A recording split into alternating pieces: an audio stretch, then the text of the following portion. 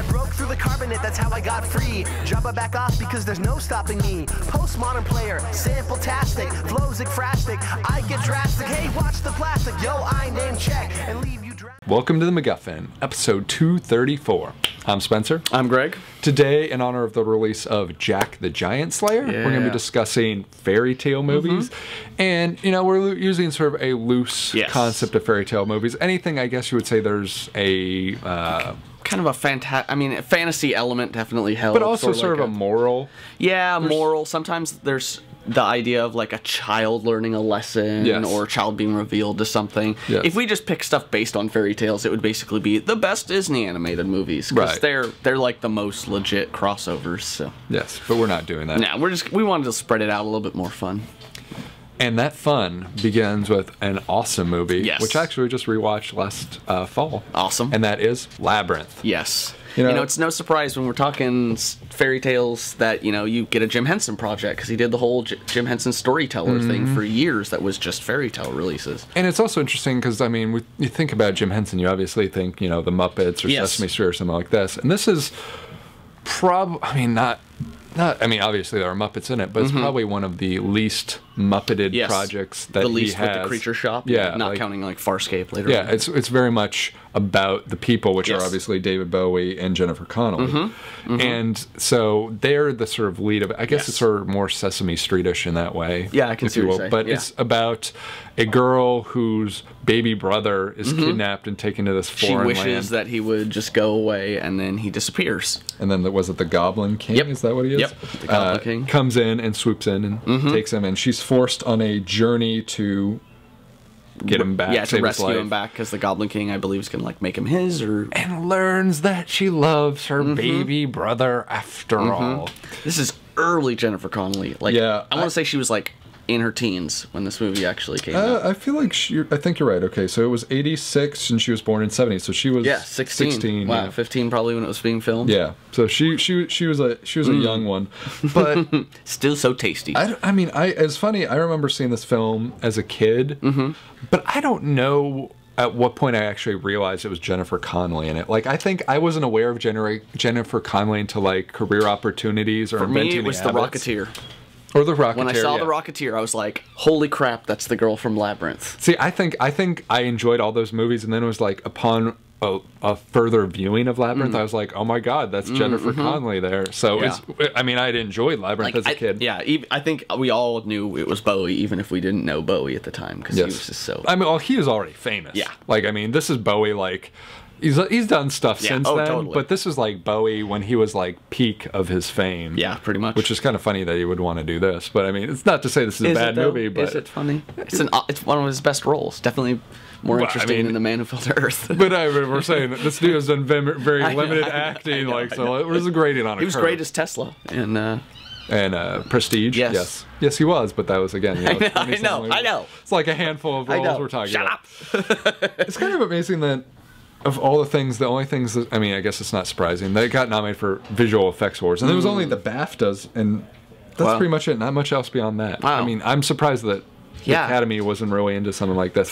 I think this is one of those films that, I think it did okay when it came out, but it really developed a cult following afterwards. Because, I mean, you talk about it now, and everyone seems to love Labyrinth. It and The Dark Crystal, I think both were not necessarily the most profitable movies in the long run, but, you know...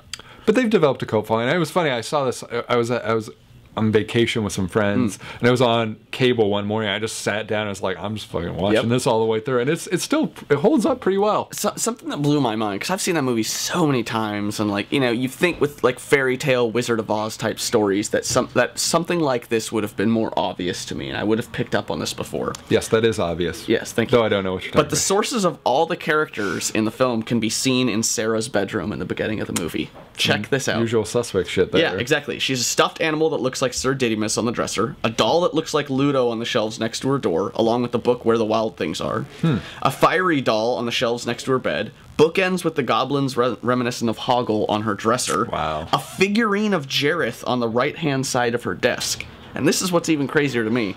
After you see the Hoggle bookend, there's a scrapbook shown. It shows newspaper clippings of Sarah's famous actress mom with another man, David Bowie. Like, they even have a picture of Bowie in the room. In addition, the dress she wears in the ballroom scene can be seen adorning the miniature doll in her music box. The wooden maze game is on her dresser, next to the books, reminiscent of the hedge section of the labyrinth. And there's a small painting on her wall that depicts the contraption used by the cleaners that they have to escape from. And there's even a copy of the M.C. Escher photo from the final confrontation with Jareth. So that is set design. What I take away from this is that Kaiser Sose is behind this all. Yeah, pretty much. Like, awesome. I almost hope that they filmed the whole movie and then made that scene. Then they were like, okay, everything that we can find, let's stuff into this room, because that's just so cool. That's like, was it Paul Thomas Anderson with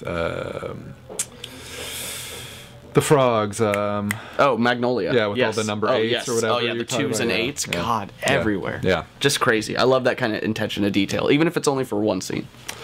As much as I love Labyrinth, yes, and it's a fun film, the next film we're going to talk about, I love even more. And I think probably everyone out there would say the same. I don't know. I mean, there might be a small percentage who are like, Labyrinth over there. But we're talking The Princess Bride. Yes. This is the classic. I mean, this is like a true fairy tale from a grandfather told to his sick grandson. I mean, William Goldman novel originally. Very well written book.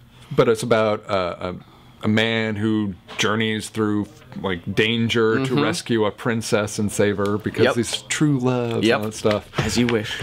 But at the same time, there is some depth to the story. I mean, you know, for instance, I think the biggest one obviously being Inigo Montoya, who at the beginning of the film starts out as a villain, but turns into arguably one of the biggest heroes in the movie. Essentially, It's such a fantastical journey that almost in some ways, I mean, obviously Labyrinth is fantastical, and almost in some ways it feels as fantastical, if not more fantastical, you know, because you have the Andre the Giant ogre who's so big that it's like beyond belief, even though he's a real person. But you have like, you know, climbing up the walls, the creatures in the water, the rats of unusual size. Yeah, there's all sorts of things that make it seem beyond belief because it is a fairy tale, but at the same time it's very grounded in kind of a reality. Yeah, so it sort of merges those two in one, and I mean it's so wonderful. I mean you got great actors like Carrie Elwes as the lead, Mandy Patinkin as Indigo Montoya, Robin Wright as the Princess Bride, the titular Princess Bride. No actual name, just the Princess Bride, which is always fun.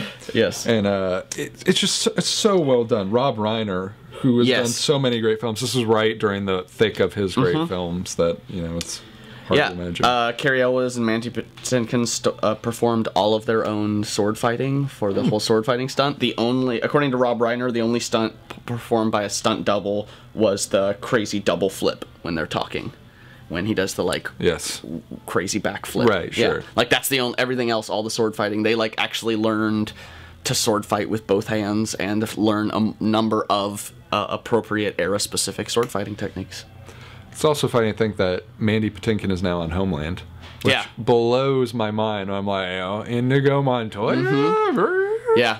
I think when I watched, what is it, Dead Like Me, I was also surprised to be like, holy crap, it's Inigo Montoya. He did other films besides he did other things. He's an actual person. And he seems like a fictional every time I watch that movie, I'm amazed by the fact that Christopher Guest is the six-fingered man. I never remember that. That always catches me off guard. Or it's nice to see Wallace Shawn not as a teacher. Yes. Seems to be his thing in every other lot in life. But, I mean, he's so funny. As, oh, God. The antagonist. The Sicilian. Yes, it's so funny. I mean, it's sad to think about, but this film only got nominated for an original, or best original song at the Academy Awards. Wow. I mean, it got nominated for a Grammy for instrumental background score, and it won People's Choice Award at the Toronto Film Festival. That's probably the most prestigious thing. And the script got nominated for a Writers Guild Award, but you know, no Academy Award there either. So it's for as beloved as this film is, it deserves more recognition. You know, I'm looking at this list of movies we got, and I get a feeling that most of these movies are more cult classics than I think they are box office success. There's a few near the end that kind of blur the line better, as special effects, I think, got better. I also think, you know, there's an element of fantasy that just is not necessarily the most. I mean, I guess it depends on what you talk about, because obviously, like things like The Lord of the Rings are fantasy, and they made a lot of money.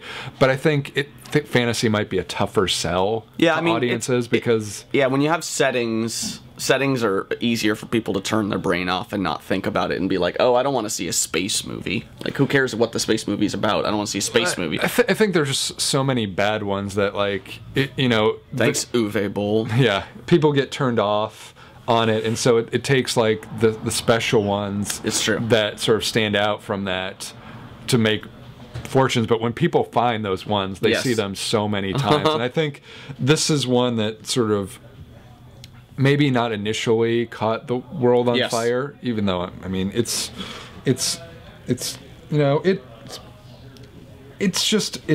a wonderful film, and I'm glad that it took a while. I mean, it made $30 million in the U.S. during its initial run, which is not terrible. It cost only 16, so it was an actual success. It was successful, but not to the level that it is now. Like now, again, much like Labyrinth, anyone you talk to about it loves it. Yeah. So it's definitely in that category. Everybody quotes that movie. Yeah. Another one that's probably in that category of cult classic is Willow. Oh, yeah. From director Ron Howard. Most notably because it stars Warwick Davis for me as Willow. Yep. Warwick Davis, love him. And Val Kilmer as Mad Mardigan. Yes, the reluctant dwarf, as it is, that's forced to save a baby from, was it an evil queen? Yep. I mean how much more classic fairy tale do you get than that? Like, saving a baby in general is pretty common, like saving a younger child or a baby, but saving from an evil queen. And a dwarf. I mean, there's... And a dwarf who's been trained by the good witch, I mean, it's just like, it's perfect. It's definitely like emerging of things like, is it Snow White and stuff like that. And Star Wars. You got your Han Solo, Val Kilmer. It probably. I mean, George Lucas was a writer on it, so I'm sure that's a significant portion of it. But it's so fun, and I mean, Warwick Davis has such an interesting career that I kind of feel bad for him because if he this was like his breakout. This was, it's supposed to be like, because he had done so much stuff for Lucas in Star Wars, but he was all, he was Wicket, he was in a mask and things like that, and so this was supposed to be like, the actor behind it is, we can make him a star of his own movie. It was his breakout in some ways, but the problem is, like, there's always going to be sort of a limited threshold for getting little people into films. I mean, it's unfortunate. It's much like, gender or race or whatever. It's just one of those things that maybe someday you'll be able to... just slowly helping break that mold a little bit with just the success of Game of Thrones alone is enough that people are almost like less... But that was also a role written like that, wasn't it? No, I mean, the character in the was a dwarf, but it is in Willow as well. But I'm saying until you get some like you have a film like Star Wars. Say you have a film like Star Wars being cast, everyone wants to be in it. Yeah. It's sort of like them recasting Evelyn Salt as Angelina Jolie. That's a male role that they recast as a woman. Until they recast like Luke Skywalker as a little person. I see what you're saying. Then it's it's until those roles are changed. Okay. Yeah, then I would agree. For someone like that. And so, unfortunately, he's working against the stream. But in terms of this, Val Kilmer had done a ton of things at this point. I mean, he Real Genius. He'd done Top Gun. Yes. And so to see him in sort of a fantastical one was a lot of fun. Yeah. I mean, he ad-libbed most of his dialogue.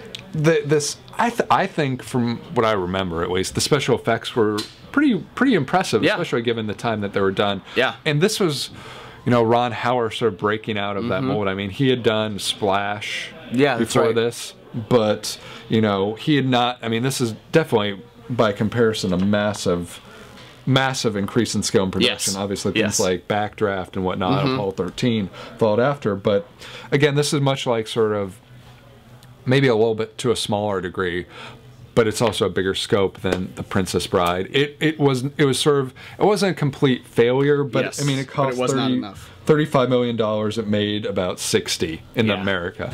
So it wasn't a complete bomb, but it wasn't like it burst the doors off like something like Apollo 13 or whatever would later go on. What's interesting, if you're an avid reader out there, especially if you like to read fantasy, or if you're just a huge fan of the movie Willow, the box office totals, as we just said, were not exactly as inspiring as they should be, and so George Lucas, he'd wanted to make more movies, but instead he converted them into books, and he got You got Chris Claremont, who's a comic writer. Did a lot of X-Men, tons of Uncanny X-Men, and the X-Men Future Days Past that's coming out is, I think, a Chris Claremont story. I mean, really prolific X-Men writer. To write these 3 books called The Chronicles of the Shadow War that came out in 95, 96, and 2000. They are amazing. I have read them. This is about Willow? It's Willow. It's after Willow.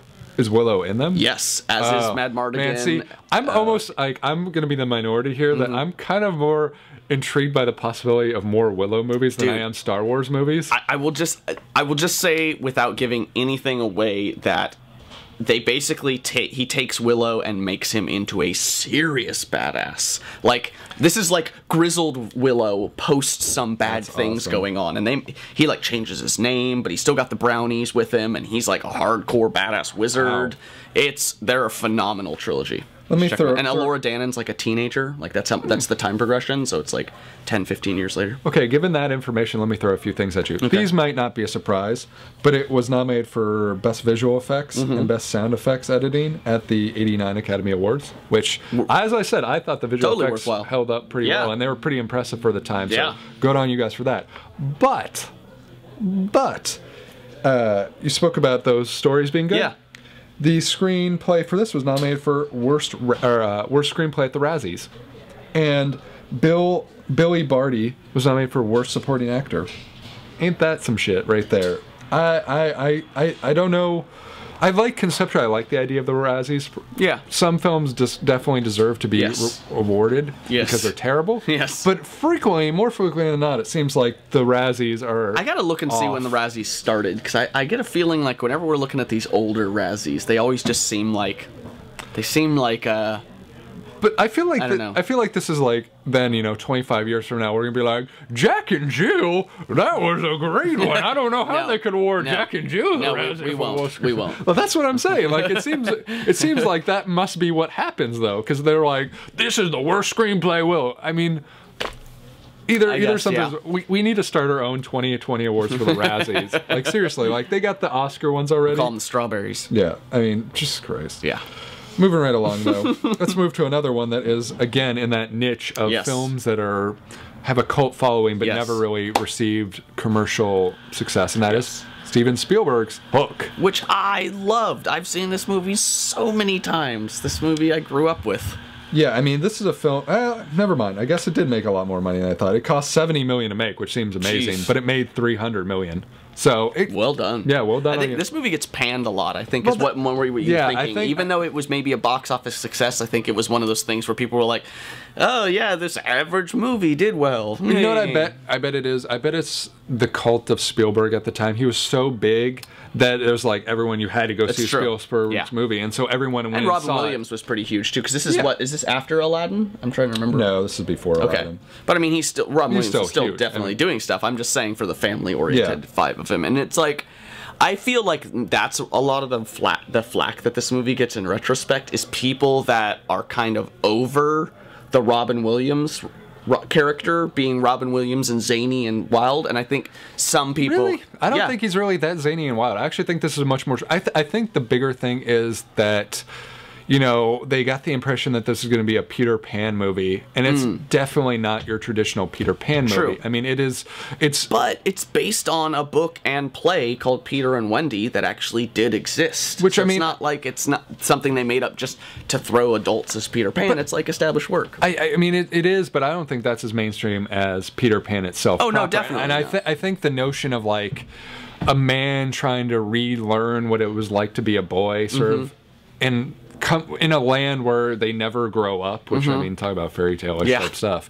I think that's an element of it. Hook was sort of over the hill. I mean, I think the fact that Dustin Hoffman's Hook is so present in the movie is also something that threw people off. I mean, he's even called Hook. Like, he's as much of a main character and has as much roles and scenes where it's just about, he's the main actor in the scene. But I think there's an element of the original story where it's about sort of the clash between Peter Pan and Hook. That's such a big deal. Whereas in this movie, essentially everything's turned on its head. Peter Pan is old. Hook is old. He's wearing, he's got no hair. He's got a wig. I mean, was it Smee? Smee, yeah. Smee is old. Like, the crocodile's dead. Like, none none of it is the same as you get used to it. And frankly, I think the worst thing about it, and I'm saying this with even saying you love the movie with a grain of salt, the kids sort of are a little Peter Pan's kids. The song, like are a little bit challenging, Saccharine. which is funny because one is like Charlie Korsmo, who went on to do a lot of great stuff,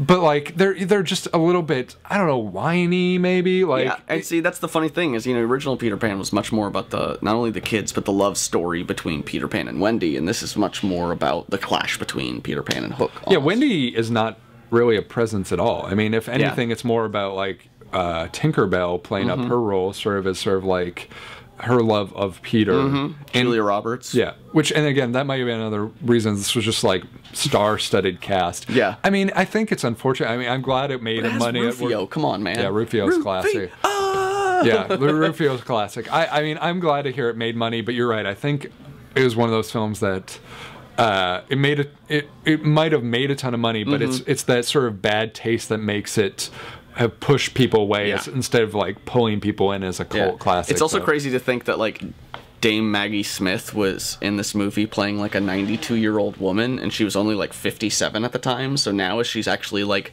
getting closer to approach that age, and you look back at Hook, she still doesn't look as old as that role. It's like she is just kind of eternal. It's funny to think that this film got nominated for 5 Academy Awards. Wow. It didn't win any of them, but it got nominated for art, set direction, costume design, visual effects, makeup, and original song. I can see that. The flying is amazing in the movie. It's not. It's well really done. Well I mean, done. it's a Spielberg movie, though. Yeah. And this is $70 million. And was it 1991? Yeah. That's probably like 100 and something now. Yeah, exactly. So, that's like approaching John Carter levels of budget. budget. So I mean, considering that, it's not a surprise that the effects were pretty awesome. And I mean, I like the story about Peter sort of returning to the love of life. Like he seems so beaten down in the beginning. He's like a lawyer or something. And he learns to love his life and family again, and it's just so wonderful to see that. And the movie has such also classic like Spielberg to just throw a bunch of things in the background or a bunch of actors and peoples and things. Like this is like I think Gwyneth Paltrow's second role because she plays Wendy. Really? Yeah, the young Wendy at the end that you see. Also that when the older gentleman gets his marbles back and he flies and he sprinkles some of the dust, and like there's a couple that's kissing that floats up. The people floating up is George Lucas and Carrie Fisher. Wow. And you know the boo box on the pirate ship when they throw the pirate in the boo box? Glenn Close is that male pirate in the beard that they throw in the boo box. That's awesome. Like Spielberg just like, screw it, we got $70 million. Glenn Close, you want to play a male pirate? Makes me want to go back and rewatch it since I probably haven't seen this in 10 years. You will see it, and the moment you see that scene, you like look it up on YouTube, you'll be like, I don't see it, and then you'll see like the eyes, and you're like, oh, yep, totally Glenn Close. Wow. Very cool. Yep.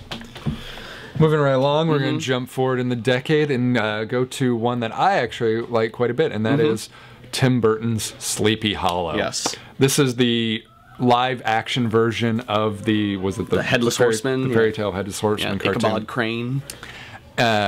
This, I mean, obviously stars Johnny Depp as Ichabod Crane, Christina Ricci as well. Yes, and Casper Van Dien. Yes. Yep. But you also have, what's his name? Christopher Walken. Christopher Walken's Horseman. Which is very, very small role. Yeah. It's really at the end that first time the Headless Horseman has ever been done with without the actor basically wearing the collar up around their head, where it was actually digitally removed. This is the first time that character wasn't played by an actor. Just it's sort of. I mean, obviously the thing about this is, I mean, it's classic Tim Burton, and they took a fairy tale that was a little bit dark and made it super dark. Yes. Like the story, I mean, was always sort of like, be careful, you know, you better watch out. But there was a protective barrier in the original story. Once you crossed the bridge, the Headless Horseman couldn't follow. But that's the whole point of like a fairy tale, is, you know, you're scaring you have kids rules. So that it keeps the kids in line. And this sort of takes it to a place where the Headless Horseman's just killing people. Like, he kills at least a handful of people during the course of the movie. Yes. And Ichabod Crane is, of course, trying to solve this, whereas I don't really think that was the case in the cartoon. No, I think like, he's just a dude who's like late and he needed to go home. And he's like trying to avoid it. So I mean, I mean, it's sort of interesting. I guess we can talk about this in general of all fairy tales, the ones we've talked about already, and this one's the notion of sort of rewriting a fairy tale for a new context. It's not just sort of like taking a fairy tale and making a movie out of it. It's completely reimagining the fairy tale in the context that it is an hour off. Most fairy tales are probably, you know, relatively short. Relatively short. So usually parables or short stories. Yeah. So it's. I mean, this is definitely one where they really dramatically rewrote it in sort of a Tim Burton fashion to make it. And I mean, such classic Tim Burton. I mean, when you watch that movie, one of the things that sticks out for you the most is that I think you feel like you're in Sleepy Hollow. It's so detailed and consistent in the worldview. And, you know, I didn't realize this, but it makes complete sense for Tim Burton to have done this. The town Sleepy Hollow was created from the ground up in 3 months. In a soundstage, too. Yeah. At the time of filming, it was the largest set built in England, and it was put up in record time. Yeah, I remember seeing a documentary about it being in this like gigantically huge soundstage. And people would just like walk around it and be like, well, when you're here, you can't help but feel like the presence of the film. Like it's everywhere. You're just But at the same time, like I can't imagine there actually being some location that they're just like, this is just what we're going to film and have it look like that. I mean, it's clearly super stylized. Nowadays we have so many things that are like, you know, either color corrected or fixed in post-production or green screened that it's crazy to think of, like, especially with Tim Burton's style, to realize it would just be like a humongous set. But that shouldn't be any surprise that it won the Academy Award for set decoration. Yeah. It also was nominated for costume design and cinematography. Wow. Which, I mean, makes total sense because it's so visually beautiful. I also think it's a strange bit of coincidence that this movie has all 3 Star Wars Sith Lords as actors in it. Really? It has Christopher Lee, Ian McDiarmid, and Ray Park. Wow. Ray Park is in it? Yeah, he does probably. I'm pretty sure he probably does the stunts for the Headless Horseman. Gotcha. Yeah. That's why I was like, I don't know. No, yeah, see, but it's Ray Park. You never see his face except in X-Men. And this is also another one of those ones that, I mean, had huge commercial success. This might actually be the most successful one on this list. When I was looking, maybe the last one is close because of it, but I would say this might be. But, I mean, in terms of, like, I mean, this might have not made more money. Oh, yeah, but this is definitely more, Hook made more money than this, but this seems to have left a better positive impression than Hook did. And maybe that's because the rest of Tim Burton stuff cratered pretty much so dramatically. I mean, he had Big Fish after this, but most of his stuff... But he also had Corpse Bride after this, which was just... He had Alice in Wonderland. Planet of the Apes. Like, I think that might have left this with more of a rosy glow. Whereas Spielberg, I mean, granted, some of his last stuff has been hit or miss, but he had, like, you know, Saving Private Ryan, Schindler's List, all that sort of stuff. So he rebounded in a very dramatic fashion. So people could look at Hook and be like, well, that's no Schindler's List. It's no... Right, exactly, yes. And this is like... This is the other way people look at things like Planet of the Apes. They're like, it's no Sleepy Hollow. Yeah, exactly. So that's definitely one thing about it that sets it apart. But, you know, it's... But, you know, moving on into the fairy tale world, it's not surprising that we bring up the next director. Yes, which is Guillermo del Toro and Pan's Labyrinth. Yes. It's sort of funny in some context for me to put this on this because I've probably spoken about it on the podcast before, but I remember very much seeing the still images of this movie and looking, like that looks like a great fantasy film. One very specific expectation, and then being very surprised by the actual film itself. But this is also probably and strangely enough, with the other Labyrinth, are probably the only 2 that really have sort of the context of I guess Hook does too, of a real world and then a fantasy world that they travel between, because.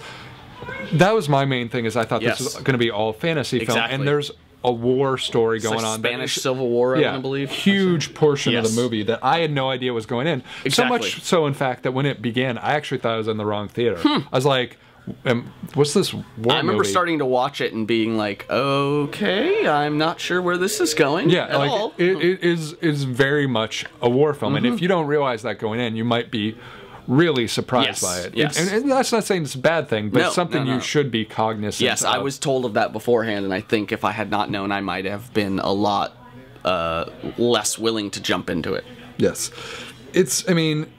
it's the story of a young girl who uses a sort of fantasy world to escape from the horrors of the real world. Which is like Chronicles of Narnia literally does that. They literally escape the horrors of war. It's not, it's not a story that hasn't been done before. But I would say the difference is the Chronicles of Narnia has much more positive spin definitely. I'm not saying that. Whereas this doesn't necessarily work out so well for ultimately. I mean, it's a bit of a scary journey. It's a bit of a unfortunate end to said journey, but it's probably a much more obviously omnipresently violent real world that you're escaping. It's not just the Blitz is going on and this. Yeah, you never actually see the bombing during the course of Chronicles of Narnia. Yeah, but in this, there's half of the movie is you're watching people get in war. And granted, that's sort of the funny thing is they sort of cut between these two stories, her story and then the story of the war. Yes, like it's not her in the middle of the war. I think is like stepfather. Okay, yeah, that's right.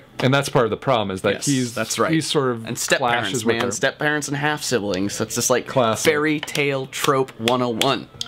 And in terms of the films we've talked about, and in terms of fantasy films, this is probably one of the most. I mean, even more than like out there. Yeah, I mean, one of the most sort of adventurous in terms of the fantasy. I mean, most of them are somewhat grounded in some sort of reality. Entirely foreign language film. Yes. Which is something in itself. I mean, I find it interesting that Doug Jones, who we've interviewed on this very podcast, who plays both the fawn and most of the characters in the movie, the one with the weird eyes on his hands. Doug Jones was the only American on set and the only person on set who didn't speak Spanish. Doesn't surprise me though, because he's done a lot of work with like Ron Perlman before. Yeah. I'm almost surprised they didn't try and get Ron Perlman to do it, but he actually had to memorize when he was playing that creature with the weird hands on his. He not only had to memorize his lines in Spanish, which he didn't know, but he also had to memorize the girl's lines so he would know when she was done to say them back. That makes a lot of sense. And he could only see through the nostrils of that costume. That's the only place he could actually physically see it. That's crazy.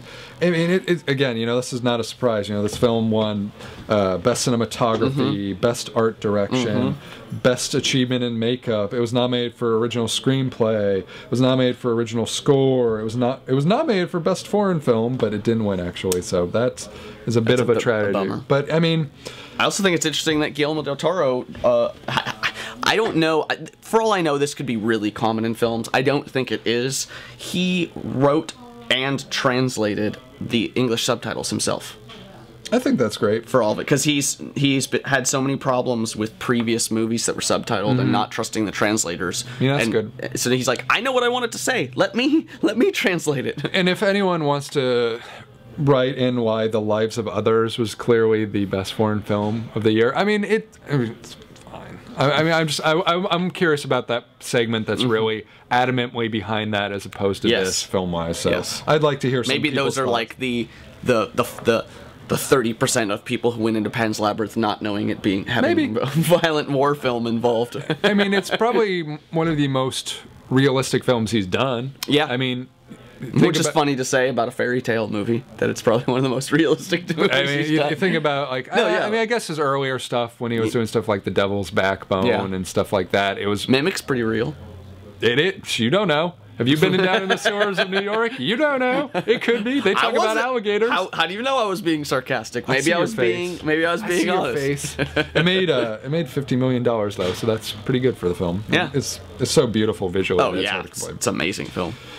We had to do at least one animated film, and we had to do at least one Disney movie. Yes. And for whatever reason, we could have done any, but we chose to do Tangled, which is not a bad choice. I really like Tangled. I really like Tangled as well. And I think it's also an interesting benchmark for the Disney fairy tale movies, because they all were very much the same, look, hand-drawn, stylized, etc. This is their first CGI fairy tale film. Yes.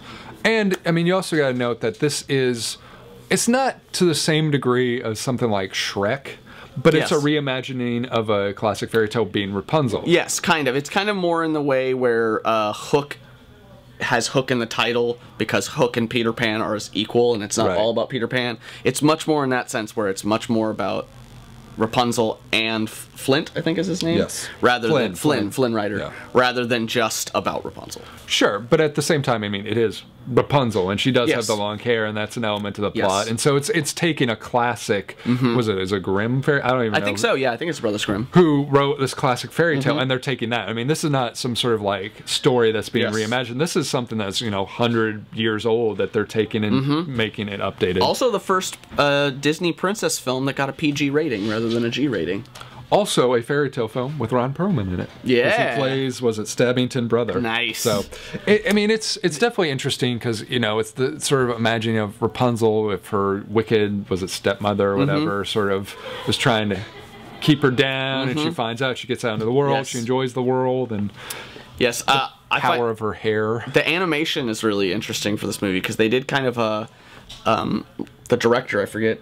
Nathan Griot and Byron Howard. Yeah, they really wanted to like make it not just be CG like Shrek, and so it's kind of a painted look. Oh, it's beautiful. I think it looks great. Yeah, it's a really interesting kind of different look to the point where they had to get artists in and teach a class about what they were trying to do so the artists could understand enough to actually do it correctly. Yeah, I mean, it's beautiful. It was nominated for Best Original Song, which it didn't win, unfortunately. But I remember Mandy Moore and, what's his name from Chuck? Zachary Levi performing it during the ceremony. Yep. It got nominated for Golden Globes for Best Animated Film and Best Original Song. It won the Grammy for Best Song Written for Movie or Television. It was also nominated for Best Motion Picture Soundtrack. I mean, it was nominated for a Teen Choice Award for Best Animated Movie Voice for Zachary Levi. Check this out. At one point, it was going to be the sequel to Enchanted. They're going to do it live action? I think they were going to have a moment where it was going to be like I forget if Enchanted was going to be a sequel to it, because I get the I see, okay. and it was going to be one of those things where like this was going to be one story and then it was going to transition to the other story. They kind of wanted to make this to be the animated world that had its own full film. Yeah. I'm glad they did its own thing. Rapunzel's a good story. And I mean, you got to give a credit to Zachary Levi, who's very funny on Chuck, and Mandy Moore is probably an underappreciated actress. I mean, in stuff like Saved, she's fantastic. So good. So I think she doesn't necessarily just get the roles she needs to do to really showcase it. But when she gets the opportunity, she's really quite strong. So they got this like huge test audience of people to like determine what they thought were the most attractive features in males. They got all these ladies together to make Flynn Rider's face. Like they had all these ladies be like, "What do you think is like the most attractive hairstyle like of these Archer or hairstyles?" something. Yeah, that kind of thing. Where they were like got this big amalgamation of like the most attractive, which I think they do a pretty good job at making him not look hokey. I mean, he does look like a dashing hero. And when you don't adjust for inflation, and maybe even if you do, I can't do that math off the top of my head. This film made almost $600 million worldwide. So this is probably the most successful film we're going to talk about. Probably. So it's not to say fairy tales can't be successful, but... And that's what I was saying also. It's like, when you get a Disney movie and a family-friendly movie, animated movie, those are you're just stacking up the like, profit margin above anything else you're going to get. So it definitely can happen, but it's probably not necessarily the most common thing. Yeah. It's probably, half the time. Yeah, I mean, because Disney has really been dominating that whole world with their animated films. Like, they, pretty much. Everything else has been like, let's try to do a live-action thing that Disney didn't do. Yeah, I think live-action fairy tales have had a much more sketchy track record than animated It's helped a lot more recently as special effects have gone up. And I think that with like things like superhero movies getting that advent up already, that the technology for it is just there. It'll be much easier to make these fantastical, crazy stories and make them look right. Yeah. Well, that brings us to this Friday, March 1st. We're talking Jack the Giant Slayer from director Bryan Singer. Yes. Huge Bryan Singer fan. I think Nicholas Hoult, who's just killing blowing up. Ewan McGregor, Stanley Tucci, fantastic supporting cast. Again, sort of a spin on a classic fairy tale of Jack and the Giant Beanstalk, where, this time Princess gets captured and Jack decides to go up and try and save her from the giants. Yes, and in doing so kind of lets the giants out of their prison, because I think they're semi-imprisoned up where they're at. There's also that, but they also sort of seem to, and neither of us have seen it at this point, so we're speaking from the trailer. It appears that Stanley Tucci is able to take command of the giants from... So maybe that's so they're going to war. Yes, so they go up there, maybe he frees them in some capacity, but then they're put under corralled. the control. Yes. Yeah, maybe there's some sort of spell or something. Probably a spell. Fairy tales like them spells. If it's got magic beans and two-headed giants, I'm pretty sure there's probably spells in it. But you know, Bryan Singer and the writer's Christopher McQuarrie, who wrote like The Usual Suspects and stuff, who works almost all the time with with Bryan Singer. You know, they did The Usual Suspects together, they did X-Men together. They did, I believe, they're probably working on the new X-Men together. Yeah, I'd almost guarantee it. I mean, it looks like a lot of fun to me. I mean, there's a little bit of me that worries about it, since it did have quite a bit of like reshoots for the special effects. Yeah, the special effects, and some people have not been sort of blown away by the special effects. I think they look fine. I think honestly, even though I think it's a neat choice, I think the stylized armor that Ewan McGregor and those folks are wearing looks way more ridiculous than the special effects of the monster. I mean, I think there's an element of fun to it that people are sort of taking a little too seriously, and I think that it looks like just a fun film. And I mean, I think part of the reason that Bryan Singer has gotten a little bit misaligned is his last few films, Superman Returns, which I think was actually underappreciated. I think besides Superboy and not doing enough Superman-y type stuff, it was a decent film. And Valkyrie, which kind of got maligned because of Tom Cruise. And that's surprising. But it's still a fascinating story about the attempted assassination of Adolf Hitler, which is a very fascinating concept. Nazis are always fascinating. Hence Apt Pupil, another film by Bryan Singer. Which is a great one, but that was sort of more of a horror film. I know, I'm just saying Nazis. I think to try and sell like a positive Nazi movie, even if it's about them trying to kill Hitler, is sort of a hard sell, no matter what you do. So I feel like they did it in Iron Sky. That's a positive Nazi movie. Yeah, but that wasn't very well sold either. Just saying. Well sold to me, damn it. Maybe if you watch it a couple 100,000 more times and get that money back. But you know, I think that I really hope he does well with this. Same here. I mean, he did so well with the X-Men movies. He was really responsible for the rise of the comic book movies. Yeah. And he's such a creative and visually stunning filmmaker that I really hope people give him a shot. I mean, you know, I hate to say that like one really good movie is worthwhile of everything, but the dude did The Usual Suspects. Come on. Yeah. Like you can't. Still my favorite film. Exactly. Like come on. You can't say that guy. I mean, and yes, Superman Returns had some problems, and Valkyrie had some problems, but neither one was a terrible film. It's just that they weren't amazing films for everyone. Yeah. And you know what? I'm okay with that. It's sort of, you know, that same sort of issue that, you know, people like Christopher Nolan are going to run into now. That like, they're like, oh, it's not Inception, it's not Batman. Or The Dark Knight Rises. That's a perfect example. People are like, oh, it's not The Dark Knight. Like, yeah, exactly. And sort of like, you know, it's still a pretty entertaining film. And you know, even with its problems, I would still say it's maybe better than Batman Begins. I think it's a perfectly fine movie. I don't mind it at all. But like, it's because the bar has been risen. Exactly. Rose. Put up there. Rose so high. Bar's up there real high. Because the bar rose so high that like anything below that, people are like, what the hell, man, this is a bummer. So I'm looking forward to it. I'll be seeing an opening weekend for sure. So and as always, you know, check us out next week for our DVD rundown for the first week of March. We're talking, was it March 5th? March 5th, yeah. And then, as always, we're on McGuffinPodcast.com, Twitter.com/McGuffinCast, Facebook.com/McGuffinPodcast. Phone number, 323-761-9842. We're on iTunes, we're on Blip.tv, we're on Miro, we're on Roku. Check in and get glue. Get some of those badges, stick them to Greg's face. Yeah, cover my glasses. I won't see anything. Walk out in traffic. Like Doug Jones. Yeah. And leave us some reviews on iTunes, and we will see you next week. T-1000 can't stop me. I'm on fire tonight. Magneto can't stop me. I'm on fire tonight. Even Zod can't stop me. I'm on fire tonight. It's tight, don't even try to bite the side of style. Mr. Spock can't stop me. I'm on fire tonight. The Wrath of Khan can't stop me. I'm on fire tonight. The Borg can't stop me. I'm on fire tonight. Because I've got space game and it feels alright.